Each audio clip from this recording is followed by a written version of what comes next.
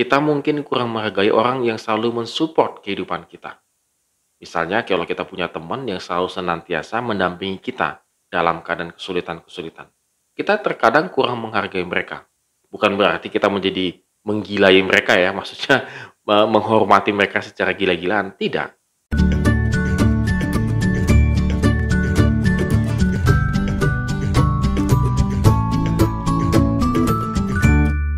Shalom good readers.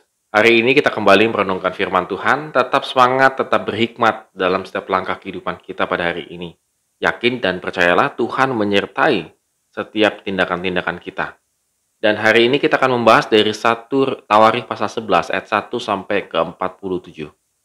Good readers, dalam kehidupan kita seringkali melupakan orang-orang yang ada di sekeliling kita. Kita mungkin tidak sadar menganggap bahwa orang-orang di sekeliling kita itu disediakan oleh Tuhan itu karena memang apa adanya. Misalnya kita punya orang tua, kita punya saudara, kita punya teman-teman yang baik. Kita pikir mereka itu telah disediakan oleh Tuhan, artinya kalaupun mereka membantu itu semacam sudah kayak kewajiban begitu ya. Tetapi kadang-kadang kita kurang menghargai mereka.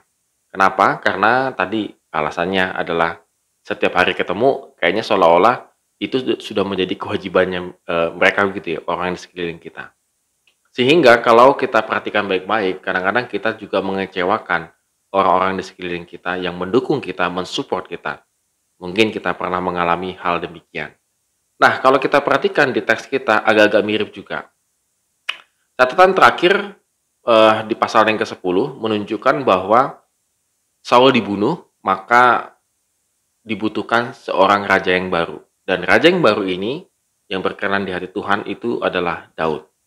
Dan juga rakyat Israel setuju bahwa Daud itu akan menjadi raja menggantikan Saul.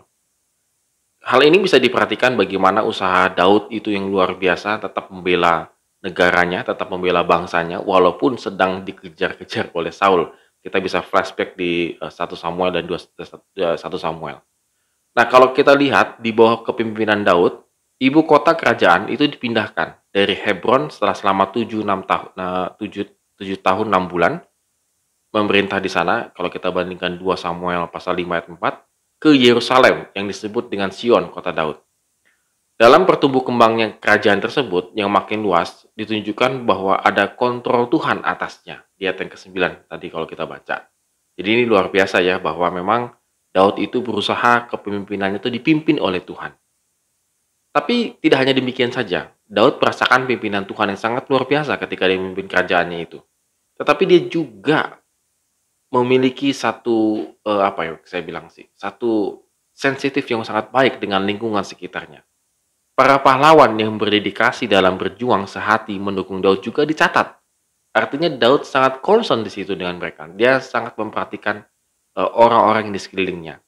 Dimulai dari catatan nama-nama Triwira, lalu 3 orang yang gagah berani menerobos perkemahan musuh, kalau kita masih ingat, karena ingin memberikan kepada Daud apa yang diinginkannya.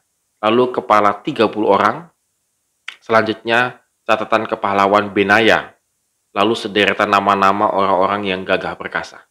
Artinya nama-nama ini sengaja dicatat begitu untuk mengingatkan kepada Daud dan juga bukan mengingatkan kepada Daud ya, tapi juga memperlihatkan kepada kita bahwa Daud itu peduli dengan orang-orang di sekelilingnya yang telah berjasa, yang telah membantu dia. Jadi dia meyakini bahwa tidak hanya pimpinan Tuhan semata-mata, tapi juga ada bantuan dari manusia yang tentunya kita yakin itu digerakkan oleh Tuhan untuk membantu dia. Nah, good readers, pada hari ini, kita mungkin kurang menghargai orang-orang yang ada di sekeliling kita. Kita mungkin kurang menghargai orang yang selalu mensupport kehidupan kita. Misalnya kalau kita punya teman yang selalu senantiasa mendampingi kita dalam keadaan kesulitan-kesulitan. Kita terkadang kurang menghargai mereka. Bukan berarti kita menjadi menggilai mereka ya, maksudnya menghormati mereka secara gila-gilaan. Tidak. Tetapi kadang-kadang kita pikir bahwa itu tidak penting untuk menghargai orang-orang di sekeliling kita. Kalau kita ingin sukses dalam kehidupan kita, maka kita hargai orang-orang di sekeliling kita. Siapa saja? Suami kita, istri kita, anak-anak kita. Kadang-kadang kita berpikir, apa untungnya menghargai anak-anak kita? Tapi kita tidak sadar bahwa terkadang anak-anak kita itulah yang menjadi penghiburan bagi kita. Sehingga kita masih bisa bertahan hidup.